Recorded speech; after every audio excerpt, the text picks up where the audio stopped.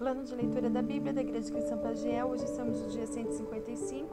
Nossa leitura é em 2 Coríntios 6, 1 Samuel 20, Jó capítulo 5 e Provérbios 23. Capítulo 6. Como cooperadores de Deus, insistimos com vocês para não receberem em vão a graça de Deus. Pois ele diz, eu o ouvi no tempo favorável e o socorri no dia da salvação. Digo-lhes que agora é o tempo favorável, agora é o dia da salvação. Não damos motivo de escândalo a ninguém em circunstância alguma para que o nosso ministério não caia em descrédito. Ao contrário, como servos de Deus, recomendamo-nos de todas as formas, em muita perseverança, em sofrimentos, privações e tristezas, em açoites, prisões e tumultos, em trabalhos árduos, noites sem dormir e jejuns, em pureza, conhecimento, paciência e bondade, no Espírito Santo e no amor sincero, na palavra da verdade e no poder de Deus, com as armas da justiça, quer de ataque, quer de defesa, por honra e por desonra, por difamação e por boa fama, tidos por enganadores, sendo verdadeiros, como desconhecidos apesar de bem conhecidos, como morrendo, mas eis que vivemos, espancados, mas não mortos, entristecidos, mas sempre alegres, pobres, mas enriquecendo muitos outros, nada tendo, mas possuindo tudo. Falamos abertamente a vocês, coríntios, e lhes abrimos todo o nosso coração. Não lhes estamos limitando o nosso afeto, mas vocês estão limitando o afeto que têm por nós. Numa justa compensação, falo como a meus filhos, abram também o coração para nós.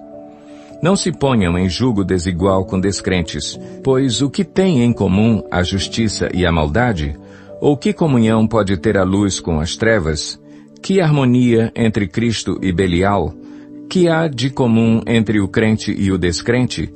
Que acordo há entre o templo de Deus e os ídolos? Pois somos santuário do Deus vivo.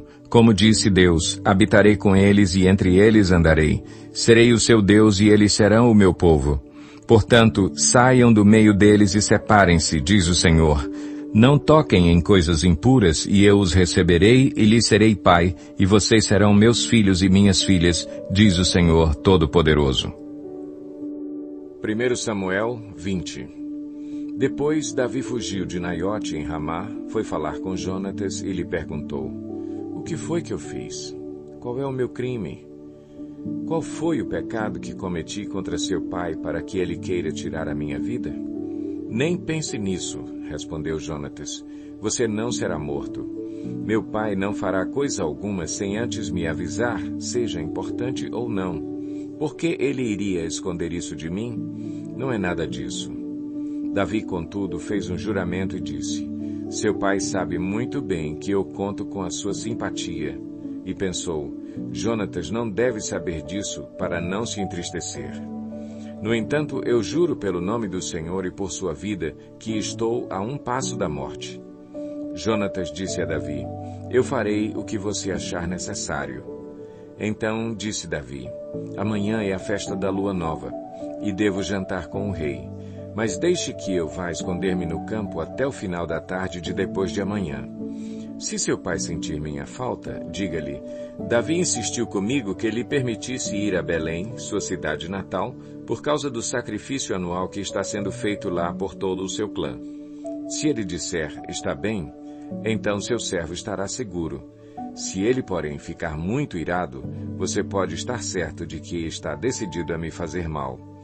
Mas seja leal ao seu servo, porque fizemos um acordo perante o Senhor. Se sou culpado, mate-me você mesmo. Por que entregar-me a seu pai? Disse Jonatas, nem pense nisso. Se eu tiver a menor suspeita de que meu pai está decidido a matá-lo, certamente o avisarei.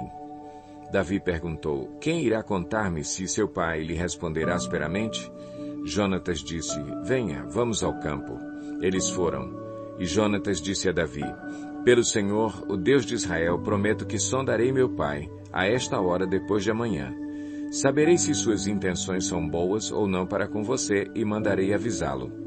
E, se meu pai quiser fazer-lhe mal, que o Senhor me castigue com todo o rigor, se eu não lhe informar disso e não deixá-lo ir em segurança. O Senhor esteja com você, assim como esteve com meu pai. Se eu continuar vivo, seja leal comigo com a lealdade do Senhor, mas se eu morrer, jamais deixe de ser leal com a minha família, mesmo quando o Senhor eliminar da face da terra todos os inimigos de Davi.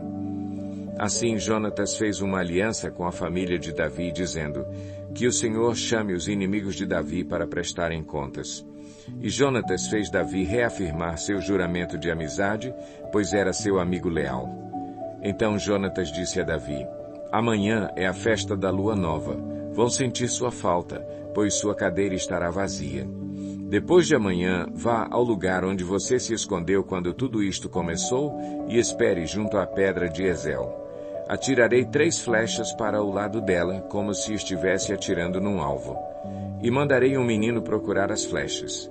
Se eu gritar para ele: as flechas estão mais para cá, traga-as aqui, você poderá vir. Pois juro pelo nome do Senhor que você estará seguro. Não haverá perigo algum.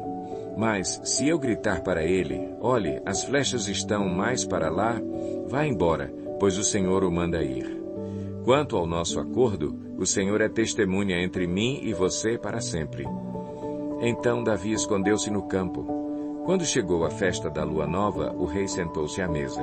Ocupou o lugar de costume junto à parede, em frente de Jonatas, e Abner sentou-se ao lado de Saul, mas o lugar de Davi ficou vazio. Saul não disse nada naquele dia, pois pensou: algo deve ter acontecido a Davi, deixando-o cerimonialmente impuro. Com certeza ele está impuro. No dia seguinte, o segundo dia da festa da lua nova, o lugar de Davi continuou vazio. Então Saul perguntou a seu filho Jonatas: por que o filho de Jessé não veio para a refeição, nem ontem nem hoje? Jonatas respondeu: Davi me pediu com insistência permissão para ir a Belém, dizendo: deixe-me ir, pois nossa família oferecerá um sacrifício na cidade, e meu irmão ordenou que eu estivesse lá. Se conto com a sua simpatia, deixe-me ir ver meus irmãos. Por isso ele não veio à mesa do rei. A ira de Saul se acendeu contra Jonatas, e ele lhe disse: filho de uma mulher perversa e rebelde, será que eu não sei que você tem apoiado o filho de Jessé para a sua própria vergonha e para a vergonha daquela que o deu à luz? Enquanto o filho de Jessé viver, nem você nem seu reino serão estabelecidos. Agora mande chamá-lo e traga-o a mim, pois ele deve morrer. Jonatas perguntou a seu pai: por que ele deve morrer? O que ele fez? Então Saul atirou sua lança contra Jonatas para matá-lo. E assim Jonatas viu que seu pai estava mesmo decidido a matar Davi. Jonatas levantou-se da mesa muito irado. Naquele segundo dia da festa da lua nova, ele não comeu, entristecido porque seu pai havia humilhado Davi. Pela manhã, Jonatas saiu ao campo para o encontro combinado com Davi. Levava consigo um menino e lhe disse: vá correndo buscar as flechas que eu atirar. O menino correu e Jonatas atirou uma flecha para além dele. Quando o menino chegou ao lugar onde a flecha havia caído, Jonatas gritou: a flecha não está mais para lá? Vamos, rápido, não pare. O menino apanhou a flecha e voltou sem saber de nada, pois somente Jonatas e Davi sabiam do que tinham combinado. Então Jonatas deu suas armas ao menino e disse: vá, leve-as de volta à cidade. Depois que o menino foi embora, Davi saiu do lado sul da pedra e inclinou-se 3 vezes perante Jonatas, rosto em terra. Então despediram-se, beijando um ao outro e chorando. Davi chorou ainda mais do que Jonatas. E ele disse a Davi: vá em paz, pois temos jurado um ao outro em nome do Senhor, quando dissemos: o Senhor para sempre é testemunha entre nós e entre os nossos descendentes. Então Davi partiu e Jonatas voltou à cidade. Jó 5. Clame se quiser, mas quem o ouvirá? Para qual dos seres celestes você se voltará? O ressentimento mata o insensato e a inveja destrói o tolo. Eu mesmo já vi um insensato lançar raízes, mas de repente a sua casa foi amaldiçoada. Seus filhos longe estão de desfrutar segurança. Maltratados nos tribunais, não há quem os defenda. Os famintos devoram a sua colheita, tirando-a até do meio dos espinhos, e os sedentos sugam a sua riqueza. Pois o sofrimento não brota do pó, e as dificuldades não nascem do chão. No entanto, o homem nasce para as dificuldades, tão certamente como as fagulhas voam para cima. Mas, se fosse comigo, eu apelaria para Deus. Apresentaria a Ele a minha causa. Ele realiza maravilhas insondáveis, milagres que não se pode contar. Derrama chuva sobre a terra e envia água sobre os campos. Os humildes Ele os exalta e traz os que pranteiam a um lugar de segurança. Ele frustra os planos dos astutos para que fracassem as mãos deles.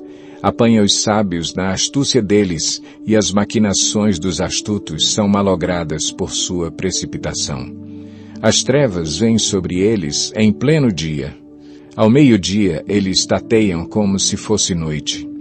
Ele salva o oprimido da espada que trazem na boca. Salva-o das garras dos poderosos. Por isso os pobres têm esperança, e a injustiça cala a própria boca. Como é feliz o homem a quem Deus corrige. Portanto, não despreze a disciplina do Todo-Poderoso. Pois ele fere, mas trata do ferido. Ele machuca, mas suas mãos também curam. De 6 desgraças ele o livrará. Em 7 delas você nada sofrerá. Na fome, ele o livrará da morte. E na guerra, o livrará do golpe da espada. Você será protegido do açoite da língua e não precisará ter medo quando a destruição chegar. Você rirá da destruição e da fome, e não precisará temer as feras da terra, pois fará aliança com as pedras do campo e os animais selvagens estarão em paz com você. Você saberá que a sua tenda é segura, contará os bens da sua morada e de nada achará falta. Você saberá que os seus filhos serão muitos e que os seus descendentes serão como a relva da terra. Você irá para a sepultura em pleno vigor, como um feixe recolhido no devido tempo. Verificamos isso e vimos que é verdade. Portanto, ouça e aplique isso à sua vida. Provérbios 23. Quando você se assentar para uma refeição com alguma autoridade, observe com atenção quem está diante de você e encoste a faca à sua própria garganta se estiver com grande apetite. Não deseje as iguarias que ele oferece, pois podem ser enganosas. Não esgote suas forças tentando ficar rico. Tenha bom senso. As riquezas desaparecem assim que você as contempla. Elas criam asas e voam como águias pelo céu. Não aceite a refeição de um hospedeiro invejoso, nem deseje as iguarias que ele oferece, pois ele só pensa nos gastos. Ele lhe diz, coma e beba, mas não fala com sinceridade. Você vomitará o pouco que comeu e desperdiçará a sua cordialidade. Não vale a pena conversar com o tolo, pois ele despreza a sabedoria do que você fala. Não mude de lugar os antigos marcos de propriedade, nem invada as terras dos órfãos, pois aquele que defende os direitos deles é forte. Ele lutará contra você para defendê-los. Dedique à disciplina o seu coração e os seus ouvidos às palavras que dão conhecimento. Não evite disciplinar a criança. Se você a castigar com a vara, ela não morrerá. Castigue-a você mesmo com a vara, e assim a livrará da sepultura. Meu filho, se o seu coração for sábio, o meu coração se alegrará. Sentirei grande alegria quando os seus lábios falarem com retidão. Não inveje os pecadores em seu coração. Melhor será que temas sempre o Senhor. Se agir assim, certamente haverá bom futuro para você e a sua esperança não falhará. Ouça, meu filho, e seja sábio. Guie o seu coração pelo bom caminho. Não ande com os que se encharcam de vinho, nem com os que se empanturram de carne, pois os bêbados e os glutões se empobrecerão, e a sonolência os vestirá de trapos. Ouça o seu pai que o gerou, não despreze sua mãe quando ela envelhecer. compre a verdade e não abra mão dela, nem tampouco da sabedoria, da disciplina e do discernimento. O pai do justo exultará de júbilo. Quem tem filho sábio, nele se alegra. Bom será que se alegrem seu pai e sua mãe, e que exulte a mulher que o deu à luz. Meu filho, dê-me o seu coração, mantenha os seus olhos em meus caminhos, pois a prostituta é uma cova profunda e a mulher pervertida é um poço estreito. Como o assaltante, ela fica de tocaia e multiplica entre os homens os infiéis. De quem são os ais? De quem as tristezas? E as brigas, de quem são? E os ferimentos desnecessários? De quem são os olhos vermelhos? Dos que se demoram bebendo vinho, dos que andam à procura de bebida misturada.